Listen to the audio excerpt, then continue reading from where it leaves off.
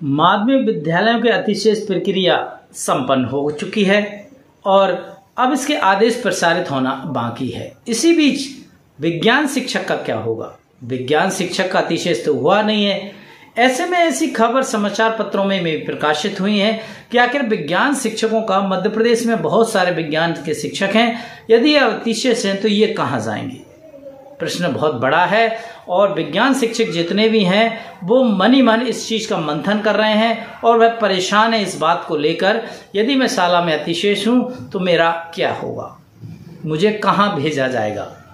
माध्यमिक शिक्षक का पद संभाग स्तरीय होता है। जब यदि इसकी संभाग स्तरीय काउंसलिंग होगी तो मध्य प्रदेश संभाग स्तर पर जहां भी पद खाली होंगे उन विज्ञान शिक्षकों को जाना होगा। एक तो ये बात। दूसरी बात, जितने विज्ञान शिक्षक हैं अब उतने विज्ञान के पद बचे भी नहीं हैं। आखिर पद कहाँ चले गए? बचे क्यों नहीं है? तो और पद नहीं बचे तो ये विज्ञान शिक्षक कहाँ जाएंगे? बड़ा प्रश्न है। विज्ञान शिक्षकों के लिए घबराहट की बात भी है। ऐसे माध्यमिक शिक्षक जो अतिशेष की श्रेणी में आ रहे हैं, आखिर उनका पदांकन कहाँ होगा?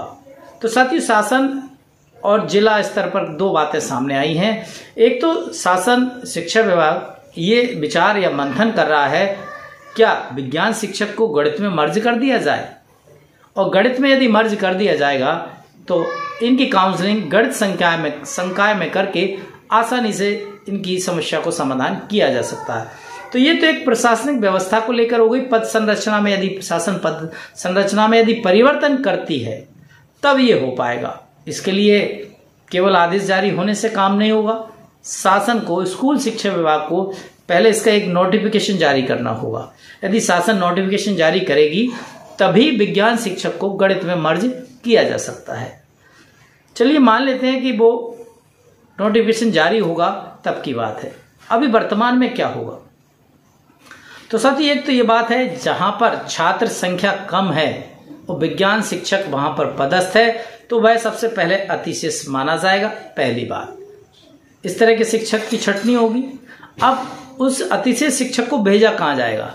यदि आपके स्कूलों में छात्र संख्या 140 से ऊपर होगी तब वहां पर 5वां पद विज्ञान के रूप में सृजित होता है, स्वीकृत माना जाता है। तो ऐसे विद्यालय जहां पर छात्र संख्या अधिक होगी वहीं पर विज्ञान का पद होगा, और वहीं पर यदि पद खाली होगा, वहां पर शिक्षक मौजूद नहीं होगा, तो जो भी अतिशेष शिक्षक होंगे उन शालाओं में जा सकते हैं। परंतु स्कूलों में बच्चों की संख्या तो कम है, फिर ये इतने सारे शिक्षक जाएंगे कहाँ? इन्हें स्कूल कहाँ मिलेगा? तो यही प्रश्न बचा हुआ है जिसके कारण विज्ञान शिक्षकों की अतिशेष की प्रक्रिया अभी अटकी हुई है। जब तक शासन इस पर निर्णय नहीं ले लेता कि आखिर इन विज्ञान शिक्षकों को क्या करना है, तब तक मुझे लगता है इनके अतिशेष की प्रक्रिया आगे होना मुश्किल है।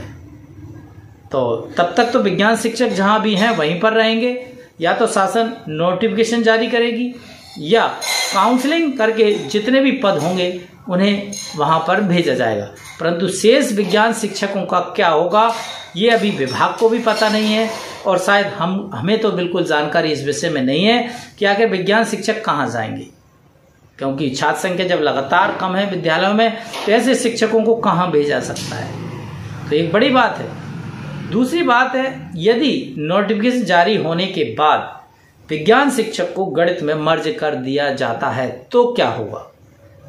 क्या गणित का शिक्षक विज्ञान कक्षा 8 की 6 की पढ़ा सकता है? क्या विज्ञान वाला शिक्षक गणित को कक्षा 8 के गणित को पढ़ा सकता है? उसका जो सिलेबस है क्या समतुल्य है? क्या वो एक दूसरे के समतुल्य देखा जा सकता है? यदि ऐसा लगता है कि पाठ्यक्रम ठीक है, बैलेंसिंग है, कि विज्ञान शिक्षक गणित सब्जेक्ट को पढ़ा सकता है, गणित शिक्षक विज्ञान को पढ़ा सकता है, तब तो बात मान ली जाती है कि ठीक है आगे हो जाएगा। परंतु यदि ऐसा संभव नहीं है तो मर्ज करना भी बहुत मुश्किल है। और जहाँ तक मेरी जानकारी है कि विज्ञान का जो सिलेबस है गणित वाले शिक्षक से थोड़ा दूर है, पहुंच से दूर है। उसमें ऐसी चीजें शामिल होती हैं जिन्हें गणित शिक्षक आसानी से हल नहीं कर सकता। उसी प्रकार विज्ञान शिक्षक भी गणित की अवधारणाओं को सरल तरीके से ठीक या हल नहीं करा सकता, ऐसा मुझे लगता है। ये कोई आधिकारिक बात नहीं है, केवल ये मेरे व्यक्तिगत विचार हैं कि विज्ञान शिक्षक गणित की अवधारणाओं को ठीक तरीके से बच्चों को हल नहीं करा सकता। उसी प्रकार गणित का शिक्षक विज्ञान विषय की अवधारणाओं को सरल तरीके से हल कराने में मुश्किलों का सामना करना पड़ेगा। तो ये सारे सवाल अभी जिंदा है तब तक जब तक कि स्कूल शिक्षा विभाग इस विषय को लेकर कोई ठोस निर्णय नहीं ले लेता, और जब निर्णय होगा तभी अतिशेष की प्रक्रिया आगे बढ़ाई जाएगी। इसलिए विज्ञान शिक्षकों का भी अतिशेष की प्रक्रिया रुकी हुई है। साथियों, इस जानकारी कहीं आधिकारिक नहीं है। ये जो पूरा विज्ञान शिक्षक और गणित शिक्षक का एनालिसिस है, उसके आधार पर हमने सारी बात आपसे शेयर की है कि आखिर क्या क्या पॉइंट हो सकते हैं विज्ञान शिक्षक को लेकर, कौन कौन से पॉइंट हो सकते हैं अतिशेष को लेकर, उन पर हमने साधारण तरीके से आप तक बात पहुंचाई है। इसमें किसी भी तरह का कोई आधिकारिक स्टेटमेंट नहीं है, न ही कोई आधिकारिक खबर है, ऐसा है। परंतु जो तथ्य सामने आए हैं उनसे सब बातों से यही सार निकल कर आ रहा है। उम्मीद करते हैं ये जानकारी आपको पसंद आई होगी, और यदि जानकारी पसंद आई हो तो हमें मोटिवेट करने के लिए एक लाइक और शिक्षक साथियों को शेयर करें। और लगातार इस तरह की वीडियो जानकारी देखना चाहते हो तो आप हमारे चैनल को सब्सक्राइब कर सकते हैं। और यदि आपके मन में कोई विचार हो जिस पर आप चाहते हैं कि वीडियो बनाया जाए, उस पर बात की जाए, तो आप कमेंट्स बॉक्स में संयमित भाषा में लिखेंगे तो हम उस पर भी बात करेंगे। बात नियमों के आधार पर ही होगी, कोई नियमों के विरुद्ध हम बात नहीं कर सकते।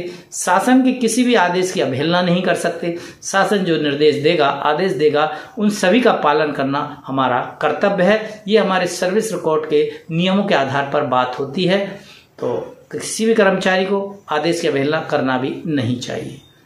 तो जो भी बात हो साथियों, आप कमेंट्स बॉक्स में लिखें, आपकी बात पर भी विचार करेंगे और उम्मीद करेंगे उस पर भी कुछ बोला जाए। हमें पता नहीं होगा तो हम किसी अच्छे साथी को हम हमारे साथ इनवाइट करेंगे, उससे उस विषय पर विचार रखने को भी कहेंगे। यदि आप के ऐसा कोई विचार आपके पास हो तो आप भी हमारे साथ कभी भी आ सकते हैं। ये कोई बड़ा प्लेटफॉर्म नहीं है, साधारण सा प्लेटफॉर्म है। आप आए हमारे साथ और आप भी अपने विचार प्रकट कर सकते हैं।